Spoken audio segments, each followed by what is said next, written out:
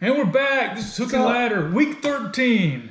Rivalry Weekend. Absolutely. And it was a good weekend for rivalries. That's awesome. For sure. We'll get started here. Thursday night, Ole Miss got beat by Mississippi State 24-22.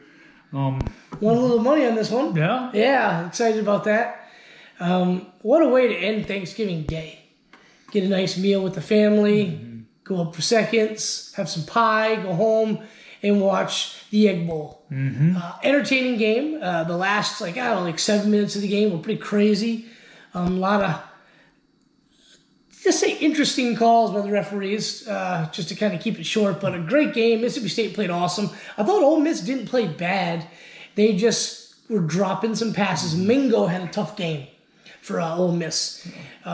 I'm sure the whole Lane Kiffin Auburn situation didn't really help things going into the game, but I got to give Mike Leach and his crew credit. Yep. They had a good game plan. Will Rogers, in my opinion, is a very underrated quarterback, but I did see some things in that game where he doesn't protect the ball too well, especially when he's running the football.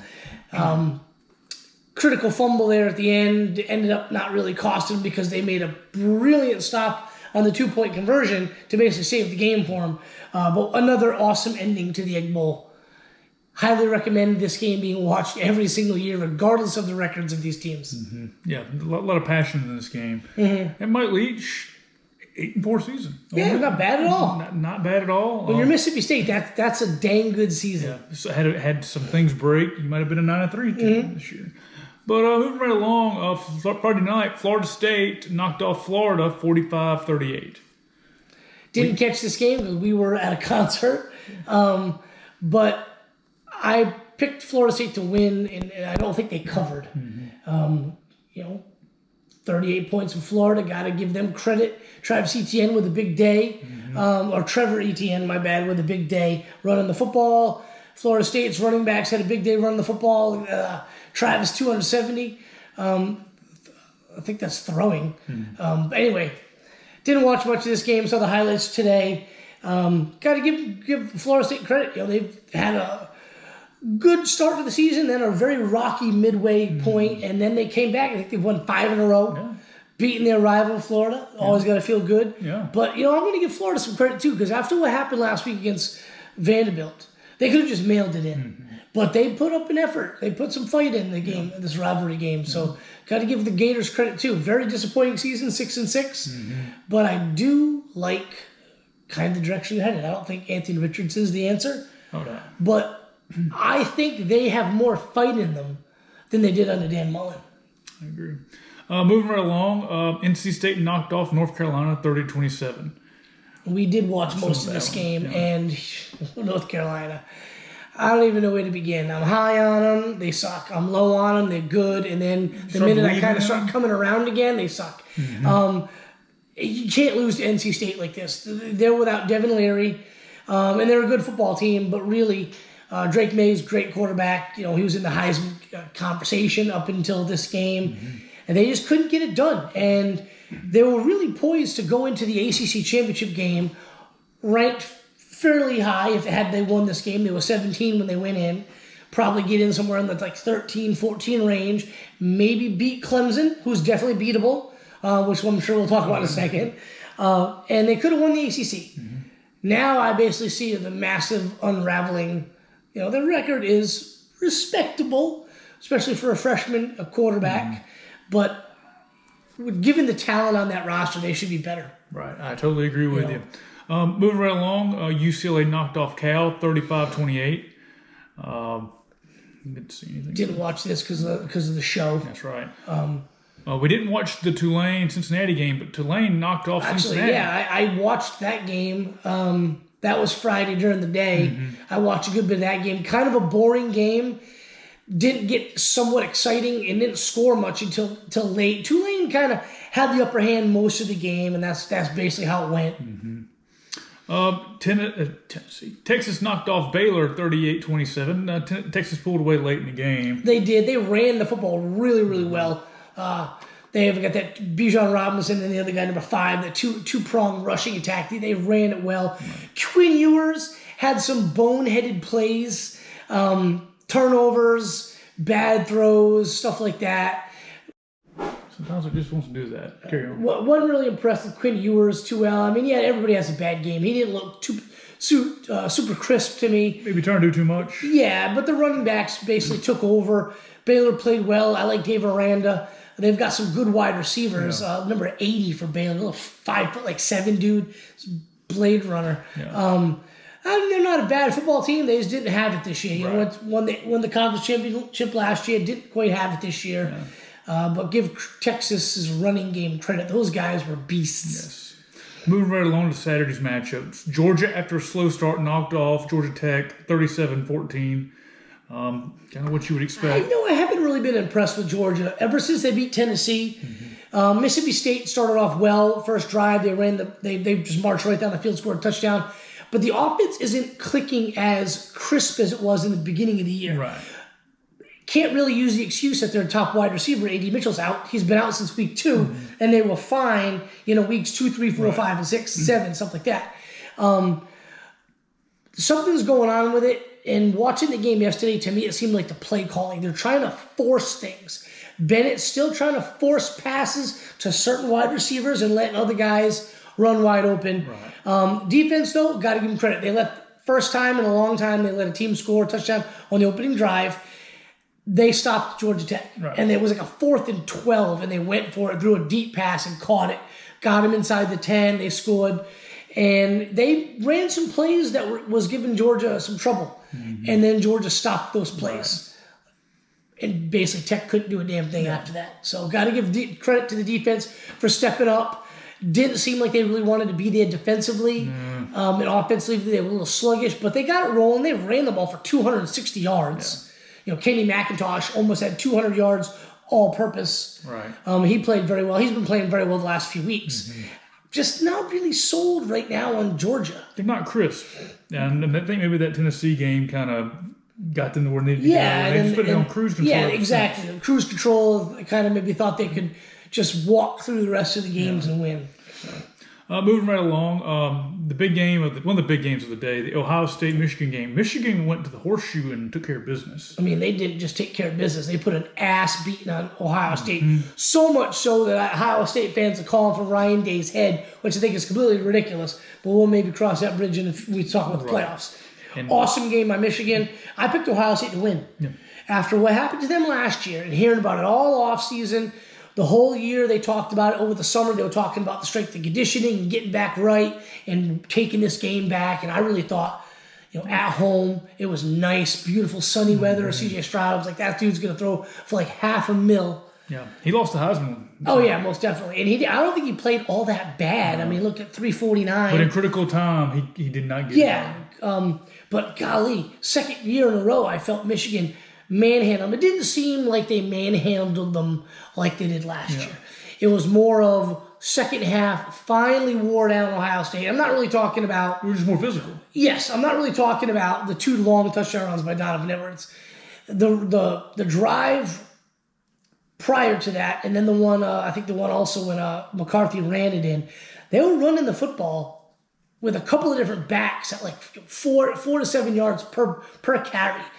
Just dominating them physically. And like I said, it wasn't like last year. This was kind of like a second half deal, just wore them down. But huge game from McCarthy. This was the game, according to some of my buddies that are big Michigan guys, Patrick and Andy, if you're watching, congratulations on the win. But this is the quarterback that they got to win this game. Mm-hmm. And he went out and had a great game. I watched this game, the whole game, and I thought early on, like I said, I picked Ohio State to win big. Ohio State was looking good early on. Yeah. And then finally, when Michigan scored that TD, that long, curl route, dude caught and housed it. I was like, oh, we got a game now. Yes. And it looked to me like Ohio State was in control, outplaying them for the whole first half, really. But great game, great win by Michigan. Yeah. I still think Ohio State's easily one of the top 4 teams in the country, but... They need some help. Yeah, we'll talk about that in a minute. And they did get some help, but we'll move on. TCU knocked off Iowa State 62-14. They were the one team this weekend that played like a top 5 team, in my opinion. Yeah, I mean, Iowa State's got a pretty good defense, and TCU played lights out. They scored 24 points in the first quarter. They're getting hot at the right time. Yes, I mean, they look great. They haven't really looked super crisp the last few weeks. They've got it done. Texas was a dogfight. So was the Baylor game. But they looked really, really good yesterday. Right. Definitely solidified that top 4. And I think even if they might slip up this week, I think there's a chance they might still get in. It depends on how things go. But, it's looking good. Yeah. Moving right along, LSU. I did not believe in LSU.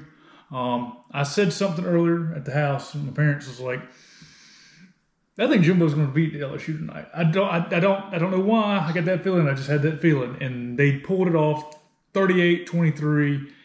That A-Chain was off the chain. He was, yes. He had a big. They gave him almost like 30-something carries. Mm-hmm. I also thought Texas A&M was going to win this game, just because it's been such a horrible season. They were 4-7, and out of bowl contention. Just, there's already dudes hitting the portal. There were 2 big-time recruits, or not recruits, but guys, signees in a couple of past classes that hit the portal today. Rumors were there was going to be a lot more of them. A win to save the season and possibly to save Jimbo's job. Right. You beat a top 5 team. Basically ruin LSU's playoff chances. I don't think even if they beat Georgia, they're getting in with 3 losses. 2 losses with an SEC championship, beating the number 1 team in the country. I could see them maybe sneaking in, but definitely not. And I didn't think LSU played all that bad.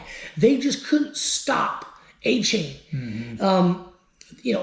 Texas A&M, in my opinion, didn't throw the ball all that well. No. Jaden Daniels, 189 yards passing the football. He escaped a lot. They pressured him all game, but he's so elusive. Yeah. They just couldn't get their arms around the guy, and he had a nice day rushing. Wide receivers dropping passes. Muhammad Massaquoi was going off. Yeah, where was this all season for them? Granted, I don't think they've given A-Chain 30-something carries. I think he spent a lot of time. And he was hurt. A lot of their other guys are hurt. Another wide receiver, Arians. But they got Evan Stewart. He's great. A lot of young dudes on this team. So many young guys playing. They fixed the quarterback play and maybe get Jimbo to just stop calling plays. Yeah, I forgot. I think it was McElroy was the announcers came to saying, these young guys, you can have really high highs and really low lows. He said that on the telecast at halftime, and he was right. This is a team with so many young guys. Maybe 2 more years, they could be ruling the West. You never know. You don't know. But hats off to them for winning the game. I'm not a big fan of Brian Kelly. I know I've mentioned that before. Whatever I feel about the fit is irrelevant. Year 1, dude's in the SEC championship game. So he's done a damn good job. Yes, he has. Moving right along, Notre Dame went to USC and couldn't get it done. USC wins 38-27. I think Caleb Williams secured the Heisman Trophy. He looked so good. I know he can run. I know he can throw. I've seen him play before. I've seen him make brilliant moves at Oklahoma last year, brilliant throws. Yesterday was a really good game for him. He was money. Statistically, was it a massive game? 2 touchdowns, 3 touchdowns. I think he ran 3 and then passed 1. Yes. The one he passed, in my opinion, was the most impressive because you can't defend that. Because when Caleb Williams takes off running, you got to get him to the ground. Right. And then he does that little throw it over here to this guy kind of deal. How do you defend that? As a defense, you can't. And I got to give him credit. USC's defense came to play. I thought Notre Dame would have success running the football on him. They really didn't. Got to give Notre Dame's quarterback some credit. I thought that kid was hot garbage. Basically, every game he's played, he didn't look good. Yeah. He just looks like he's uncomfortable out there. But he threw the football well. Right. The receivers were making some catches. Tight end was making some plays. A couple of costly turnovers that led to touchdowns. But USC, they needed to win last week against UCLA. They needed to win this week, and they need to win next week. And look, if they win the Pac-12 championship against Utah, the team they got beat by earlier in the season, that's 3 ranked opponents in a row. That's pretty damn impressive. Yeah. We'll talk about the playoffs in a minute. Yeah. But, great win for them. Yeah. Alabama knocked off Auburn 49-27. Bryce Young's last game. Yeah, I saw him waving to the crowd after the game. If they don't get in the playoffs, I don't think he's playing in the bowl game. I don't think Will Anderson is either. No. And they might not be the only 2. No. Got to get paid, fellas. Got to get paid. South Carolina beat Clemson 31-30. Great game for Spencer Rattler, 2 games in a row. He's playing like that Heisman hopeful we heard about 2 years ago. They've got a wide receiver. I think his name was Wells, number 3. that's playing like, I don't know, the second coming of Terrell Owens, for Christ's sakes. That guy's awesome. Don't know where that's been all season. Maybe he's hurt. I don't follow South Carolina super well, but he's a transfer. And he had a huge game against Tennessee, and he had a huge game yesterday. Yep. This game was 14-0 Clemson. I watched most of this game on my phone, watching the other two big games. 14-0 Clemson. One of the scores was a pick six that Rattler threw. Mm-hmm. They get the ball. They score a touchdown. They get the ball, and they drive him down, and he throws a pick in the end zone. 2 interceptions that I basically this game is over. Mm-hmm. So I turned it off and was watching something else. And then I'm looking at the score. I'm like, they're coming back. Right. I tuned in just to see them score again. And then I basically watched the last, I think, 11 minutes of the game. Mm-hmm. I saw the fumble that basically sealed it for him. And Clemson really needed this win and go into the ACC championship, beating a ranked North Carolina team and getting into the playoffs. Mm-hmm. Especially when you look at Ohio State losing, LSU losing.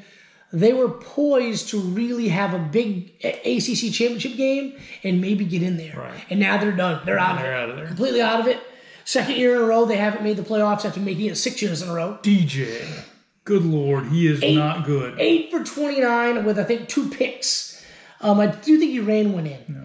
But he looked unacceptable awful. Quarterback play. Awful. Mm-hmm. Looked terrible. Difference of the game. I saw something on Twitter like you need to find somebody that loves you as much as Dabo loves DJ. Yeah, I mean, bring in the other kid. I mean, your season's on the line. Yep, got to have it. There's no reason South Carolina should have been in this game. No, not at all. Okay, moving right along. Give Beamer credit. Yes, he's got something cooking. He does, and I think maybe if Rattler stays next year, which I kind of don't think he will, but if he stays, they could have something cooking there next season. That could be a 10-win team next year. Moving right along, Oregon lost to Oregon State. I watched some of this game, 38-34, and it was like had a 21-point lead in the third quarter. I was like, no, I switched channels. I was like 31-10 with like 2 minutes left to go in the third. Oregon State scored, and after that, they had 5 drives, 4 touchdowns. And I don't think on the last couple of drives, I don't think they attempted a pass. They ran it down Oregon's throat, and Oregon could not stop it. Then when Oregon would get the ball and needed to score, they couldn't. Dan Lanning, loved the dude.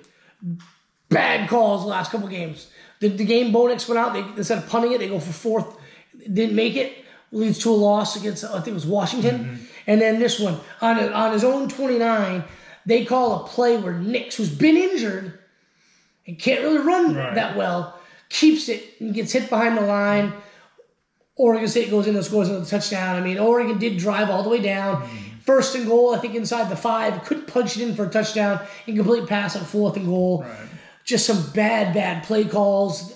They had that game. At that time, it was 38-34 with like under a minute left or around a minute, something like that, maybe a minute and change. They go to score a touchdown and go up 3, and I think they win that game. Mm-hmm. But 21-point deficit. 34. It was I think 37 or something like that, unanswered points. 31 unanswered points. Something crazy like that. Anyway, great game for Oregon State. The Civil War, I know they don't call it that anymore for stupid reasons, but awesome win by that. They've had a pretty good season themselves. Yeah. They had the same record. It was the first time, I think, ever that both teams were ranked in that game, which is kind of crazy as long as they've been playing it. Tennessee knocked off Vandy 56-0. Good job, Tennessee. Joe Milton, 10-2, not great bad. Season. Let's see. Penn State knocked off Michigan State 35-16. The lost season for Michigan State. Good Penn season. State, well, they're also 10-2. Yeah. Now you know what I want to see. So it looks like Ohio State's going to the Rose Bowl. We'll talk about that in a minute. We'll do a bowl special in a week or two. Mm-hmm. But man, that could be a really good game. Tennessee, Penn State, maybe like the Citrus Bowl or something like that, Outback, something like that. Put those teams on the field together and let them play. Yeah, maybe Cotton Bowl. Let's see, you got Kansas State. Kansas State's going to the Big 12 championship. Big 12 championship game against TCU, a team they lost to earlier in the season, a team they were up a pretty good amount earlier in the season and ended up losing that game. Yeah. Good season for Kansas State. Deuce Vaughn had a nice game receiving the football, not necessarily rushing, but he caught a couple passes and really long one. Yeah. Washington knocked off Washington State 51-33. I watched this game. That was entertaining. Yeah. I thought Washington State sucked. I didn't know that they were halfway decent. Yeah. Quarterback Cam Ward is pretty good, pretty athletic. Runs the ball well. Doesn't throw bad football either, really. No. They just didn't have the horses. Yeah. They kept it close. Were even in the lead for a little bit. Once Washington kind of got it rolling, they just took over from there. Bless you, late second half. Yeah. Moving right along, Utah knocked off Colorado 63-21. They still got a chance to win the Pac-12 championship. Yeah, it looks like Deion Sanders is a serious consideration for Colorado. But yeah, Utah's going to the Pac-12 championship. Good game by Cam Rising. They have like 15 tight ends on their team that are all like Travis Kelce dudes. So one guy goes down, the next guy steps up. He goes down, then the next guy steps up, and on down the line. Yeah. How can you have that many awesome tight ends? I don't know, but they do. And the last team in the top 25, Louisville lost to Kentucky 26-13. I saw this coming from a mile away. I tried to put a bet in, but it already started. Yeah. Will Levis had a pretty good, decent game. Not great, decent game. Yeah. They basically controlled the game the whole time. Good for Kentucky, kind of right the ship after what was extremely disappointing season given the expectations for them this year. But good for them to right the ship. They'll go to probably like a not so great bowl game, but probably win that just because they've got more talent than I'm sure whoever they're going to play. And, respectable season after what was a disappointing season. Right. I'll talk about this Minnesota-Wisconsin game. So I'm glad you brought that up. I called the tail end of this game. And Graham Marks goes down. Wisconsin, they got the ball last. And they're driving down the field with a senior. Hadn't took a snap all season long. Wolf. They get to like the 5-yard line, and then they have like 4 or 5 penalties back to back. It just crushed it. Every time he threw the football, it seemed like he was trying to throw a 45-yard pass when they only needed 30. Right. And everything was high, sailing out the back of the end zone. Didn't look good. They tried to blame the second false start on that left tackle on Wolf. Oh, he's a different quarterback. The cadence is different. And still, in that situation, you can't have 2 false starts like that. I really like Leonard as the head coach. Apparently, Luke Fickell's getting that job, so I feel bad for Leonard. If he's going to get done like that, I'd bail. Yep. He's a really good defensive-minded guy. But Graham Mertz, your career is on the line. And he goes out with a leg injury. Now, he might have been significantly hurt.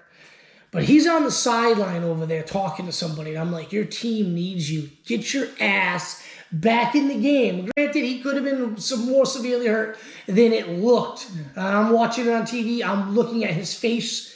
I'm looking at the people around him when they showed him twice. Yeah. And I'm like, dude, doesn't look that freaking hurt. Yeah. I mean, because he got tackled pretty hard, got up and went towards where they would huddle up and then fell once the Minnesota guy fell. Get back in the game. Win the football game for your team. It's probably going to be the last time you play football. And he didn't do it. And he's been disappointing since day one. And I started maybe like kind of putting, well, maybe that's the way he's like. That's the kind of guy he is. He doesn't have the killer instinct. Yes, that's why he has not had the career we thought he might. And I could be just over speculating here. I don't know the dude, but that's what it looked like watching it. Like he could have made a play. He could have done something to alter the course of that game. Yeah, and a big, huge disappointing season for Wisconsin. They fired Trist. I really thought Leonard would get it. Yeah. I don't know. Same thing we're talking about Leonard. We're talking about the guy from Georgia Tech. The head coach and the defensive coordinator. You could tell those guys were playing hard for those coaches. Mm-hmm. Those coaches were coaching hard for these kids. Right. Everything they said on the telecast about the Georgia Tech coach and his approach to the players said to me they should hire this guy. I don't know why nobody ever hires interim guys. Same thing kind of happened at Auburn. You can see the way Georgia Tech played for this guy. Mm-hmm. You can see the way Auburn played for this guy. Yep. They want to play for him. I know these kids are only here for a couple of years. Right. So the AD's got take that consideration. I'm going to hire a guy, give him a 5-year, multi-million-dollar deal. I'm not going to take the consideration of the player into account who's going to be gone next year. Right. I get it, but marked improvement in all facets of the game. And Georgia Tech was using a third-string QB, and sort of was also Auburn. Right. I guess Robbie Ashford was at the start of the season a third string guy. Anyway. Well, Calzado was supposed to play. So. Yes, and then he. Yeah. I don't know what happened to him. And then Finley, and then they bring in Ashford. And I don't think Ashford played all that bad against Alabama. He looked terrible against Georgia. Anyway, long story short, these interim guys are doing a damn good job, and I feel bad for him. And the same thing goes for Leonard. I thought he did well. He just doesn't have the quarterback play to get it done. Did you watch any of the Oklahoma-Texas Tech game? No, I didn't know that was on. I was watching BYU-Stanford. Way to go, BYU. Yeah. They lost. David Shaw's gone. He just resigned his position. Well, see, I didn't finish the game. I thought BYU lost. I can't even read that. So they won. It's 35-27. They won. They were winning when I fell asleep. I had a couple of beers late at night, and the next thing you know, I woke up on the recliner, and it was like 5 a.m. But I watched most of that game. I didn't know the Oklahoma-Texas Tech game was on. That was a shootout, man. They were going back and forth all night. I was watching Pitt manhandle Miami a little bit, and I was watching the night games for me where it was USC, Notre Dame, and LSU A&M. Those are the two main ones. But I was also watching Miami absolutely get smoked once again. They've had guys hit the portal, but they're getting 5-star and 4-star recruits as well. So they've got a leg up on A&M, I guess, in that respect.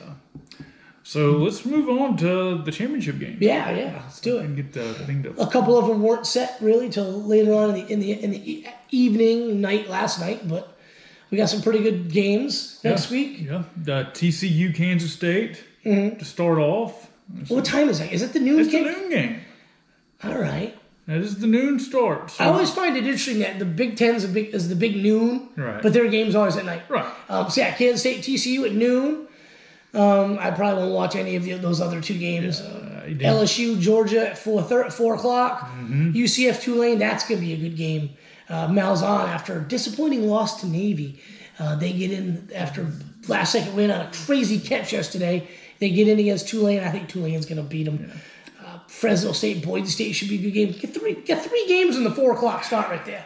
Give us an extra night one. Well, put the 10:30 start on there. One of these games. Purdue, Michigan. I mean, come on. Seriously, it's an unranked opponent from the Big Ten West. I don't want to hear anything from Big Ten people. The whole Western Division is trash. You can't even have two ranked teams playing. I don't care who's going in. Michigan was going to win that game. Anyway. I don't know how much longer that's going to be the case. I think a lot of these conferences are going to go to the best two teams in the conference who are going to be playing the championship game and moving forward. You kind of do like the Big 12 does and now the Pac-12. Yeah. Clemson. And then you've got Clemson, North Carolina. Where the heck is the Pac-12 game? Pac-12. Is that Friday night? Friday night. Yeah. Hell yes. That's awesome. 8 o'clock Friday night. Yeah. Utah USC. It's at Allegiant Stadium in Vegas. Yeah, that's gonna be a great one. $45, we go check this game out. That'd be sweet. Let's book a flight. But there's some great games. I mean, look, I don't want to say all of them have playoff implications. Let's just talk about the two that really mainly do. You've got a ranked matchup. 14 Utah, which will probably move up a little bit. Number 6 USC, they'll move up a little bit. Playing. Yep. USC, they win, they're in. Right. Utah wins and takes the Pac-12 championship for the second year in a row. USC's out. TCU playing a ranked Kansas team. I think TCU will probably move up a little bit, as will Kansas. Ranked matchup there at noon on Saturday. TCU, I can see a scenario with them losing. They might get in, but I also think Ohio State might get the nod there. You know, the strength of schedules, although, look, they've beat plenty of ranked teams. I don't know. I really say they've got to win too. So basically, you got 2 winning your in deals, losing you're sitting at home. I think Georgia and Michigan can probably lose as long as they don't get blown out and get in. Michigan maybe less so than Georgia because they're playing a unranked opponent. Now, Purdue might be ranked next week when they play this. I don't know. Bless you. Oh, thank you. But excellent matchups, though, except for the ACC game. That's going to be trash. The ACC, you got Clemson, North Carolina. It's a joke of a conference, in my opinion. We got Michigan, Purdue. It's not going to be that great of a game. You can't say that's going to be a good game. I don't Michigan's going to roll them, but I'm going to watch it. Yeah. Well, so here's the question. Assuming TCU loses, Tulane lose, or USC, two of these teams lose, you think Bama and Ohio State get in? No. You mentioned Tulane; they're not in the conversation. I mean, at TCU. If USC and TCU lose, I could definitely see a scenario where both Alabama and Ohio State are in. But it would take both of those. But why not Tennessee? Okay, they're both 10-2. Tennessee has the tiebreaker over them. Yeah, they beat Alabama. I think the late momentum is Bama. I do too. That's why it's ranked, because you can't go and get 60 burger hung on you by an unranked team. That's just unacceptable. I have seen rankings where they're 5 and they're 5. Ohio State's 6, Alabama 7. I've seen it flipped where Ohio State's 5, Alabama 6. I've seen Alabama 5. Just watching today. All 4 dudes had a different 5, 6, and 7. Yeah.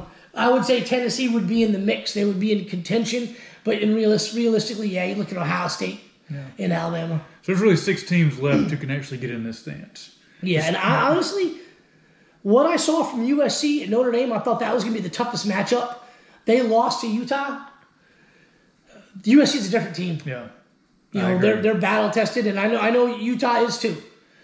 But what USC did against UCLA, and how UCLA basically just moved the football at will until a couple times they made them punt, and then USC scored. Last team with the ball kind of won deal, and they pulled that out. And then what they did with that, which I thought was a much more physical team prior to the game than them in Notre Dame, I don't think anybody's losing. I don't think any of the favorites are losing. No. I think if any favorite loses, it's Georgia. Yeah.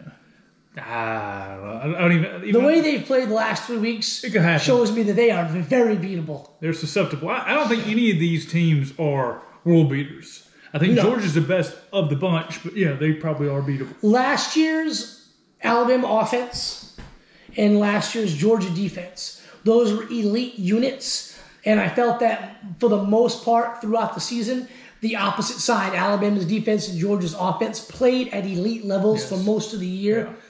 I don't see that with any of the teams this year. Most consistent of the playoff teams, I would say TCU and Michigan. Most consistent. I think Michigan's probably the best team in the country right now. They've got my vote for that. But, we'll figure it. We'll see how it shakes out this weekend. Next Sunday is going to be fun. I always love watching that final playoff reveal. They make that big episode of it. Then they do the playoff, the bowl games. Right. There's always so many freaking writers on Twitter that ruin the bowl matchup for people like me that just want to watch it on TV, like watch the selection, find out 2 hours ahead of time. Penn State's going to Capital One. It's like, thanks for ruining it. But it's be fun. Top 4 teams are pretty clear as day right now. Yeah, and I mean, like I said, I think the biggest upset alert here would be Georgia, but I honestly feel all 4 of the favorites win this game, win their games, and get in. That's the field. But that's why we love college football, because that's probably not going to happen. There's no telling what's going to happen next week. That concludes this week's episode, and we'll get back together next Sunday to review the playoff implications. All right, you guys have a great one. See you guys.